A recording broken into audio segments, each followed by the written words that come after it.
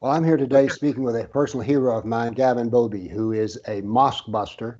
He is doing an amazing job in England preventing mosques from being built. So he's a personal hero of mine, and I'm delighted to interview people. Tell us a little bit about yourself and what you do, Gavin. Thank you, Bill. Well, my name is Gavin Boby. I'm nicknamed the Mosque Buster. My job, what I do is I stop planning permissions going ahead for mosques. So when a mosque outfit comes along, they want to start a mosque in a neighborhood, I help local neighborhoods to resist planning applications, building applications for mosques. I fought 49 of them and won 34. So why do you do this? I mean, I know why Well, I would do it, but why do you do it? well, a whole bunch of reasons. I think it's the right thing to do because I think that it changes a neighborhood so much for the worse. It changes the country for the worst. I think ultimately my reason is I think we are unavoidably, we are going to win this. We're going to overcome our problems with Islam, but I want to see us do it humanely.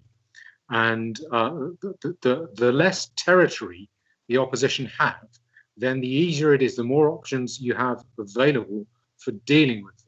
The more options you have available, the more you can use humane options. So I do this in order to deny the opposition territory, and mosques delineate territory so that we can deal decently with a really horrible, potentially very violent problem without massacre, which they'll probably have in Europe.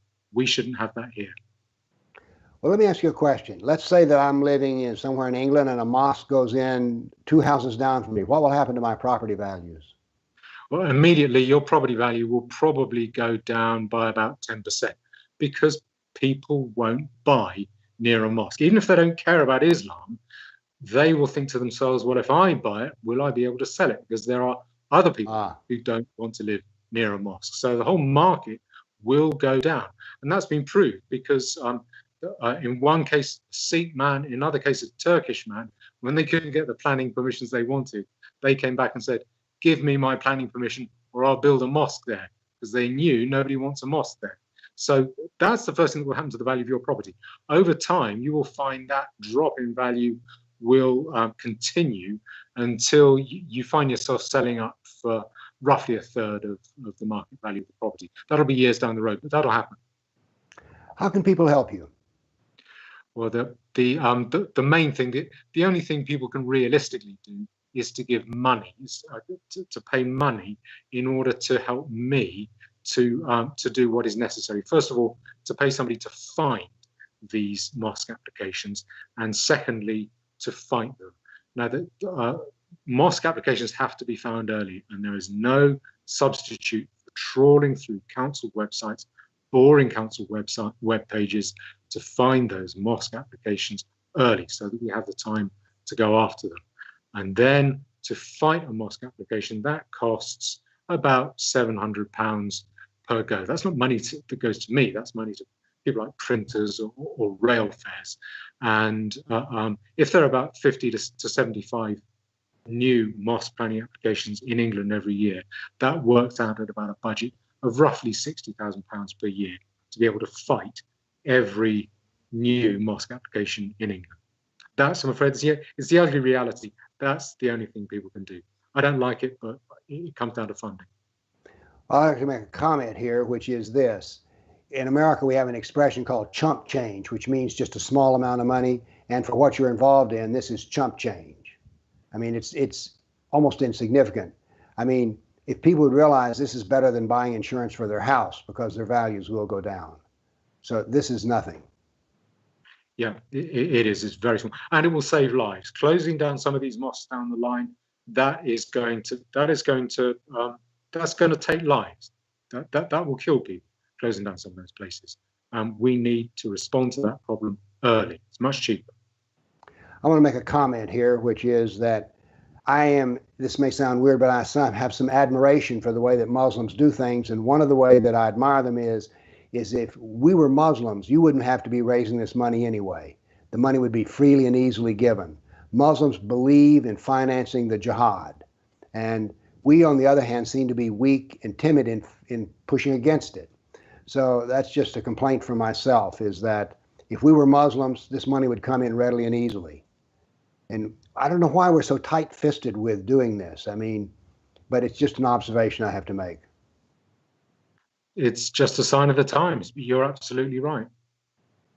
I sat in a mosque in Southern California and watched in a 10-minute time, and they were raising this money for lawfare. Watched in 10 minutes time of a group of about 50 men. I don't know how many women were there. They were behind a screen. And they raised the $18,000 American in just 10 minutes. I don't know of any other organization I could walk into in America that had that many people in it and raise that kind of money. So I guess what I'm saying is we're against an enemy which is formidable, and they put their money where their mouth is. And they have all the authorities on their side as well. They have all the politicians, all the local councils, all the broadcast media. Everyone is on their side as well. Same thing here in the United States. The zoning commissions are bent over backwards. They'll even cheat on how to use tax dollars. They'll put in an extra access on a highway, which is expensive, just so the mosque can be built. So we have a common problem here. Yes, yeah, we do. What the world needs is a good example of one country that is stopping this tide and turning it around. Then other countries can follow that one good example. There isn't one yet. There needs to be. That's what I want to do. The best seems to me, I go about once a year to Central Europe, and I've met some Poles and Hungarians who are willing to do what needs to be done in order to win this civilizational war. But by and large, everybody bends over backwards to accommodate them. Yeah, you're right. So have we covered yet exactly what people can do to help you? How do they go about doing this? Go to gavinboby.com, click on the Mosques logo, and click on the PayPal button. It's a dedicated PayPal account so that the funding is kept separate. It's quarantined away from my own personal money. That money doesn't go to me. It's third-party expenses. It's costs of fighting these applications. And I intend to publish brief accounts so that people know where their money went, that they know it went on the right things. That's what people can do. Go to gavinboby.com, click on the Mosques logo. There's a PayPal button there. Well, I'm going to put my money where my mouth is and do that for you.